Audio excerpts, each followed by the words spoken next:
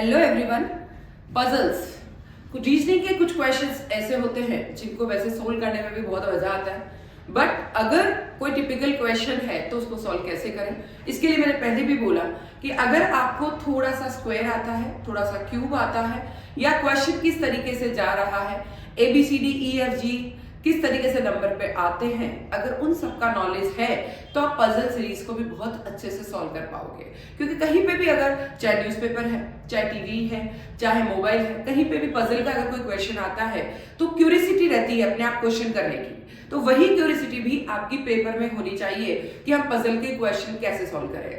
क्योंकि चाहे बच्चा है तो भी इसको इंटरेस्ट रहेगा, चाहे एग्जाम दे रहा है तो भी इंटरेस्ट रहेगा, जो एग्जाम नहीं दे रहा है तो भी इंटरेस्ट रहेगा, और कुछ भी नहीं करना है, क्वेश्चन स्क्रीन पे आ गया तो भी अच्छा लगता है। तो स्क्रीन के इसी क्वेश्चन की सीरीज को ध्यान में रखते हुए आज हम ये क्वेश्चन करने जा रहे हैं। और इस क्वेश्चन में क्या है, देखिए ये क्वेश्चन दो तरीके से चल रहा है। अगर आप नजर डालें, ये नीचे से लेफ्ट से ऊपर राइट की ओर, और ऊपर लेफ्ट से नीचे राइट की ओर, या इधर से ऊपर की ओर, इधर से ऊपर और इधर से ऊपर पूछा जा रहा है बीच में क्या क्वेश्चन आएगा, और बीच में क्या वैल्यू आएगी, और बीच की वैल्यू मिसिंग है। जो आप इधर से इधर जाएंगे तब भी वही आएगी, और इधर से ऊपर जाएंगे तब भी वही आएगी। क्या लिखा है?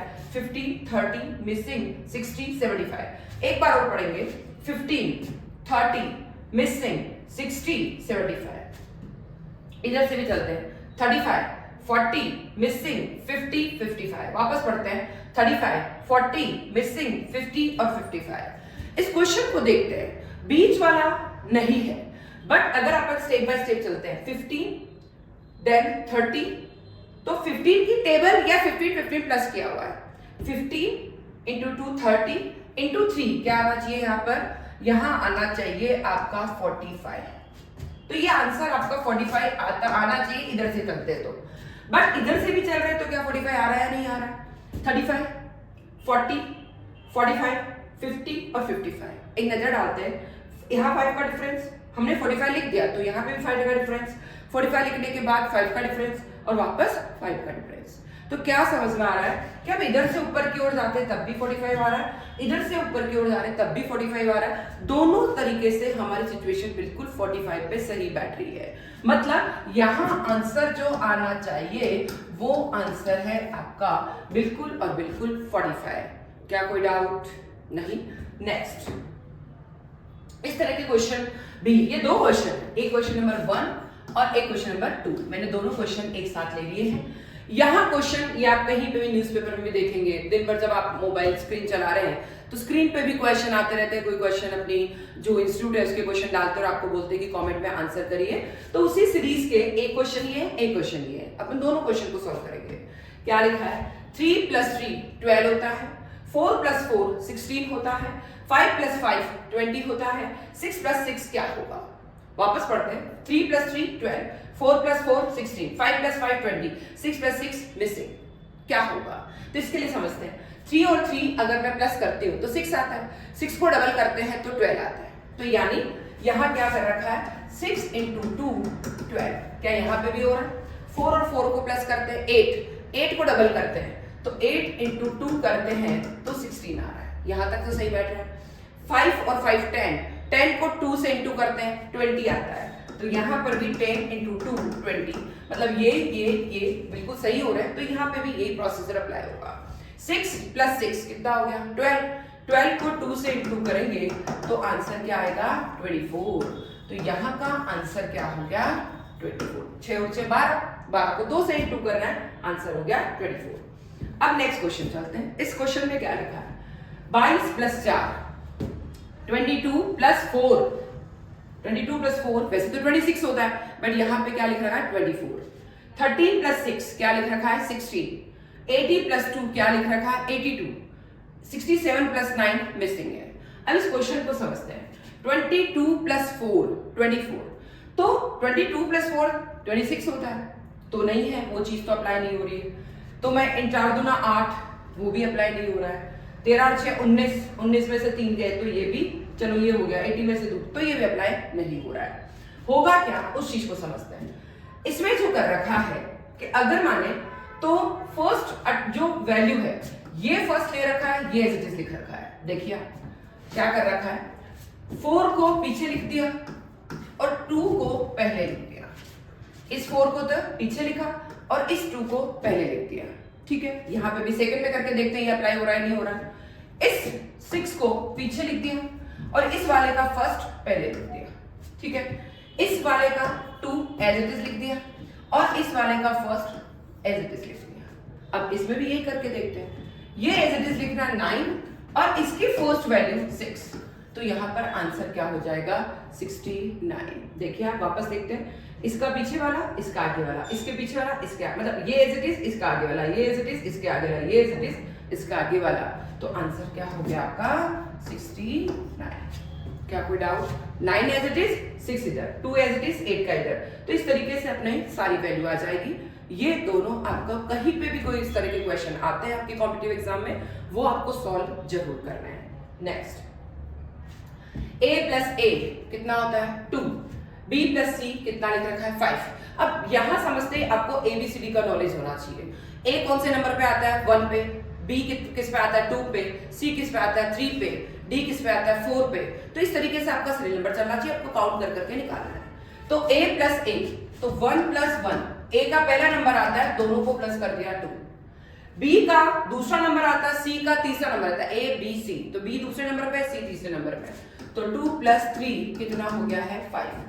ठीक है, अब देखिए d e, a b c d और e चौथे नंबर और पांचवें नंबर, 4 प्लस 5 कितना हो गया है 9।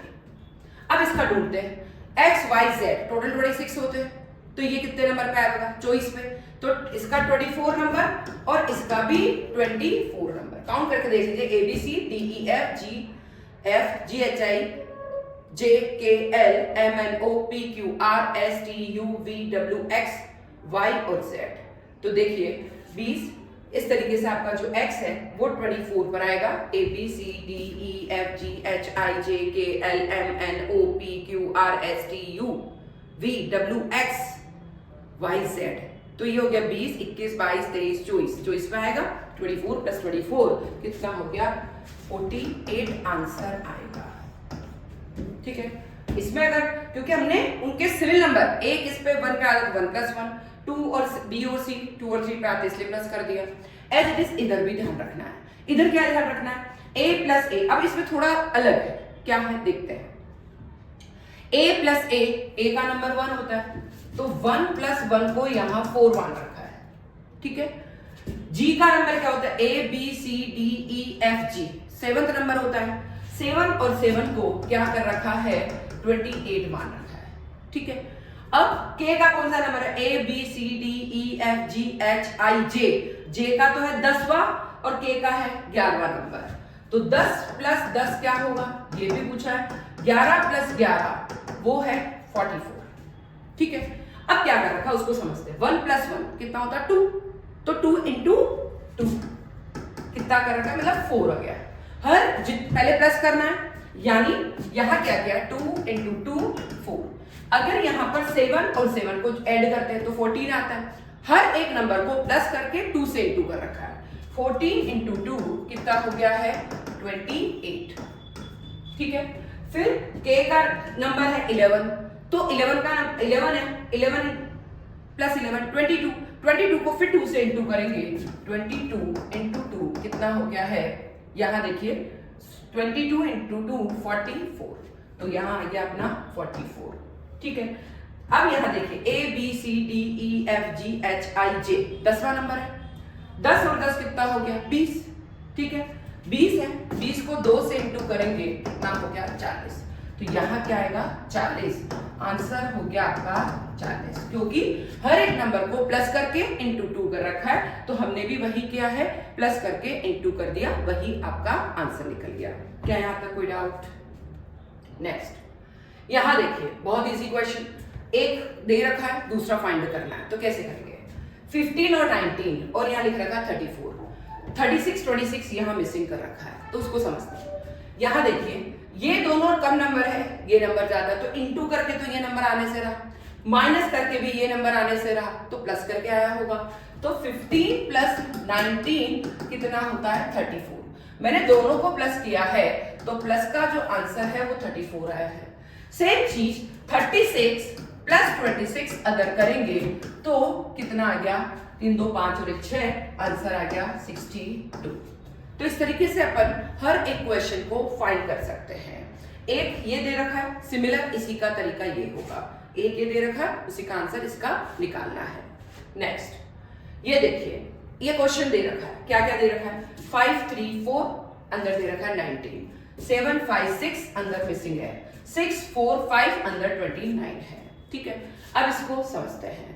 ये तो पक्का है कि किसने किसी को, क्योंकि 5 4 9 3 12 ही होता तो प्लस भी नहीं किया हुआ है, केवल प्लस नहीं किया हुआ है, माइनस भी नहीं हो सकता क्योंकि अंदर वाला नंबर ज्यादा है और यहाँ पे पूछा गया अंदर वाला नंबर ही है। तो अंदर वाला जब नंबर पूछा गया तो कहीं ना कहीं छोटा बड़ा प्लस भी है और इंटू भी है। बहुत बड़ा प्लस हो नहीं सकता है, बहुत बड़ा इंटू नहीं हो सकता है। तो हो सकता है यहाँ क्या कर रखा है उस मैथ्स को समझते हैं। 5 3 8 4 12 केवल प्लस नहीं है, 5 में से 4 गया तो 1, ये भी नहीं है। तो हो सकता है 5 3 8 या 5 3 15, यानी क्या किया है, पहले इंटू किया, इन दोनों को तो किया है इंटू।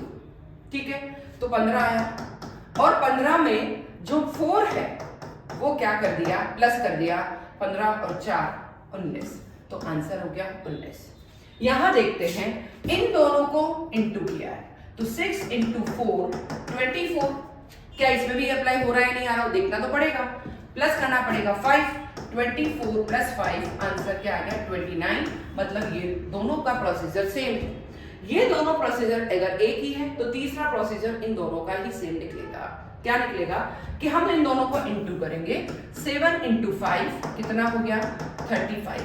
ठीक है, दोनों का इंटू करना, इसको ये जो है ये प्लस होगा। ठीक है ना, तो 35 में प्लस 6 करेंगे, आंसर आ गया 41।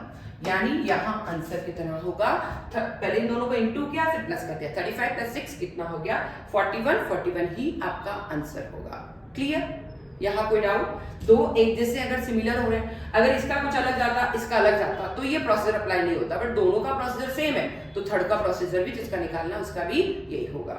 नेक्स्ट यहां देखिए, x plus x equal to 60 है, y plus y equal to 20 है, z plus z equal to 4 है, तो x plus y plus z क्या होगा? देखिए x प्लस x 30 है, x प्लस x 30 है, मतलब क्या हुआ, x और x यानी 30 प्लस 30 कितना आ गया 60। ठीक है, y प्लस y कर रखा है तो 20 है, इसका मतलब ये भी 10 होगा और ये भी 10 होगा, तो आंसर कितना हो गया 20। अब 4 है, 4 ये z और z सेम है, मतलब 2 और 2, 2 और 2 ये कितना हो गया 4। अब क्या पूछा क्वेश्चन में, x plus Y plus Z, बहुत इजी क्वेश्चन है, छोटा बच्चा भी इसको सॉल्व कर सकता है।